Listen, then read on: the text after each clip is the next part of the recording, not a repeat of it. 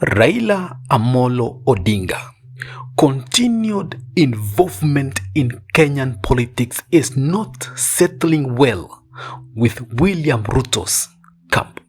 With his recent meeting that he held at Night and Secretary, meeting that brought together top ODM party leadership, led by Gladys Wanga, chairperson of the party and Homa Bay County Governor, Edwin Sifuna, ODM Party Secretary General and Nairobi County Senator, Executive Director, plus the 4 cabinet secretaries that William Ruto appointed into his cabinet and that were from Raila's camp. I'm talking of Wycliffe Oparanya, Cooperative Minister.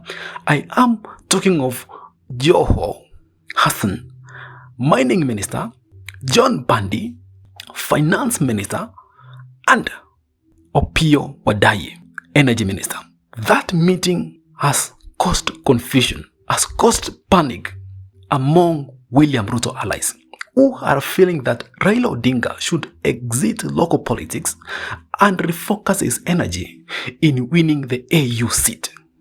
Their question is, why is Raila Amolo Odinga is not showing signs of exiting local politics as many of them thought he would because of the AU seat?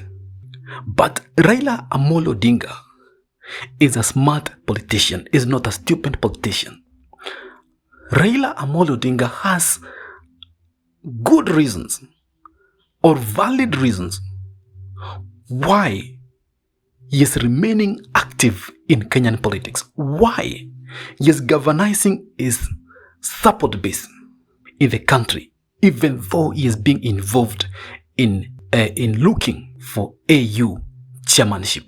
Raila Odinga has 3 reasons. And number 1 reason, Raila Amolo Odinga knows very well that William Ruto is a use and dump politician, that William Ruto does not have good memory that anybody did to him in the past. But once you become irrelevant, when you become not useful to William Ruto, that's the time we'll dump you, abandon you, and forget anything good that you did to him. Raila Amolo Odinga knows that the moment he will exit local politics, the moment he will leave ground for William Ruto to reign when he is away, that the time he will become weak. And once he becomes weak, William Ruto will have an opportunity of striking him and completely sending him to Bondo. And you see, Raila Odinga knowing that he cannot risk it. Who would have thought that William Ruto could scheme removing his deputy, now former deputy Rigathi Gachagua, from office after what they have gone through between 2018 and 2022, when the two were being humiliated by Uhuru Kenyatta's government.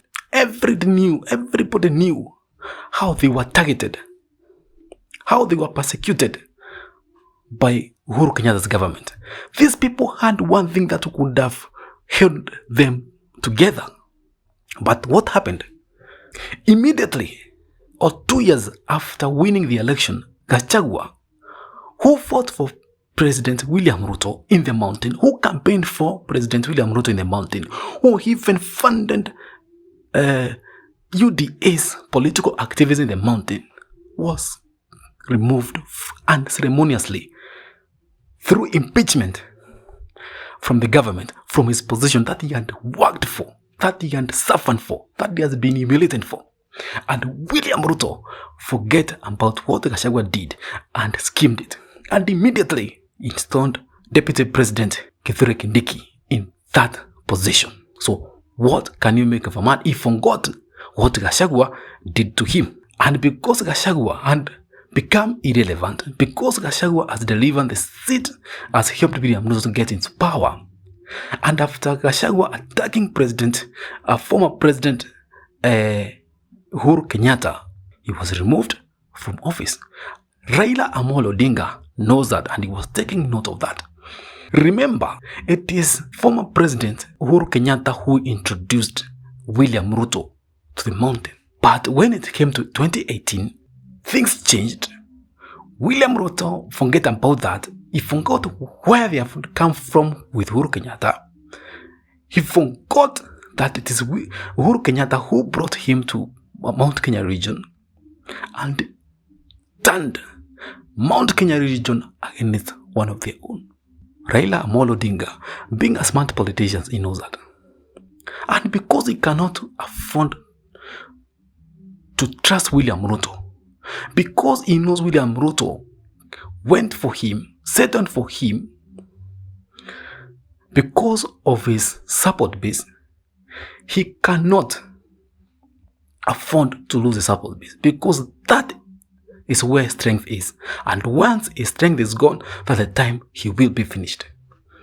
The second reason why Raila Odinga is continually involving himself in Kenyan politics is because he wants to maintain a stake in the government and even want more stake in the government.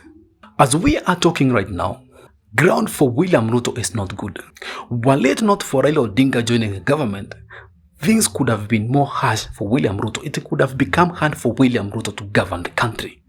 And that's why, through his numbers in parliament and in the Senate, Raila Odinga demanded a stake in the government. And that's why today, Raila Odinga has 4 cabinet secretaries.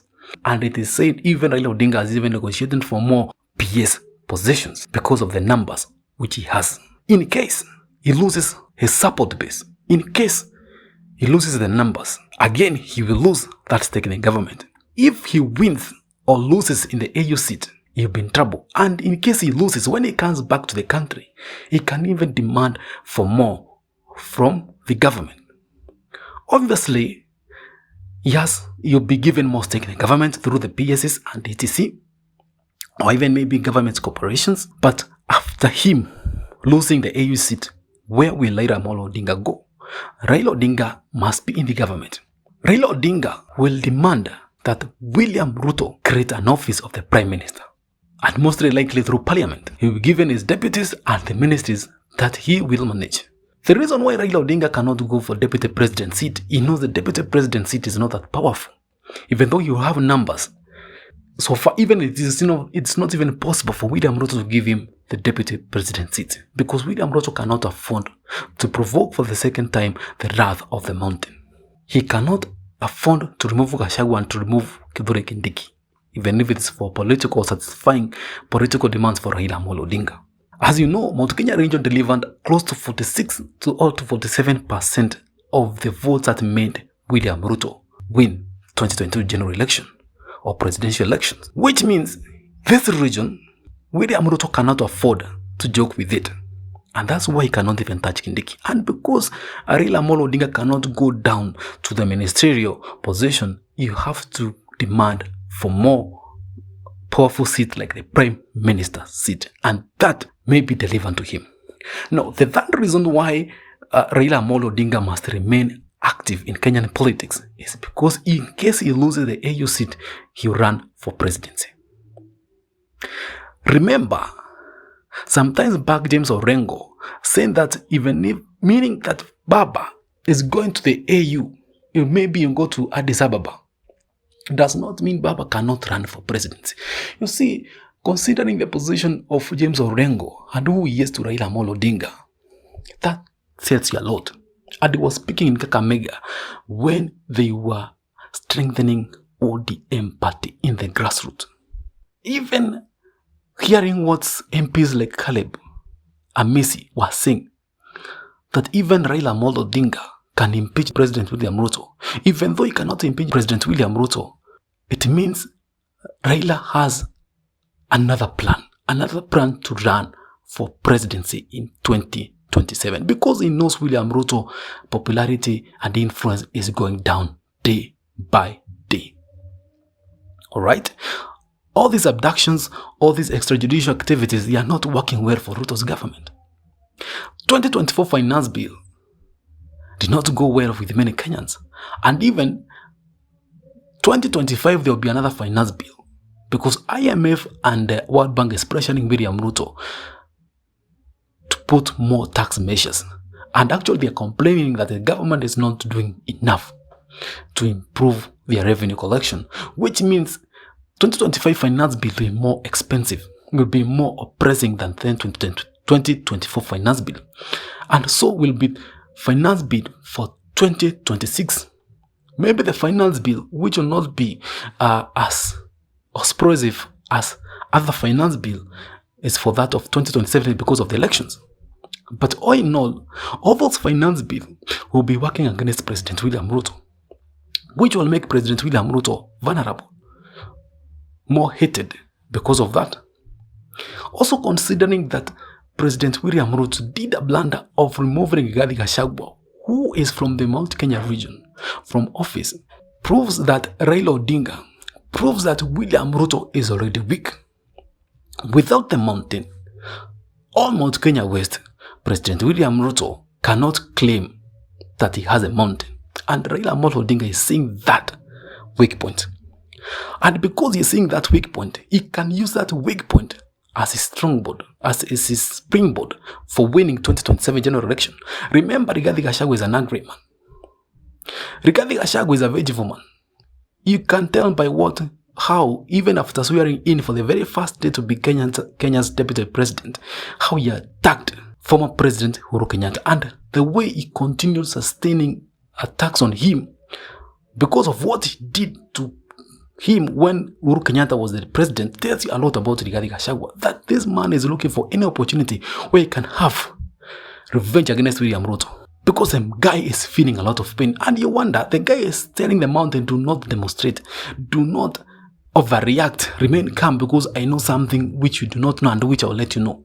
What if that something is working with Raila Odinga and you see that can work well and see that pack will work very well. And you see, you could be saying, Raila Odinga, because of getting into the government, he does not have the support that he used to enjoy. I want to tell you that Raila Odinga is the only politician in Kenyan politics that is known and mastered the art of reinvention. Raila Odinga will reinvent himself and will come back here. And let me tell you one thing, even Kalonzo Musyoka, who is saying that to be running for president in 2027 will support Raila Odinga. He said he will not support Raila Odinga in 2017, he supported him. In 2022, he said he will not support again Raila Odinga and he supported him. And what do you think that will not support him? Raila Odinga is the only match for William Ruto. For anybody to think that Rigathi Gachagua or Kalonzo Musyoka pack can bring down William Ruto, that will be very hard. But with Raila Odinga in the mix against President William Ruto, with Rigathi Gachagua under the same camp, with Kalonzo Musyoka under the same camp, with Jeremiah Kioni, it will be easy to take President William Ruto home. William Ruto right now is injured, and he is an injured man. And his political future is dark as we are talking right now. And because Raila Odinga knows that must galvanize a support base, he must ensure that ODM party is remaining strong to have numbers for better political bargaining power. That is my thinking. I can't be wrong. Kindly subscribe to this channel so that you can get notification once we upload a new video. Your subscription and your support will help us produce more political content. Thank you.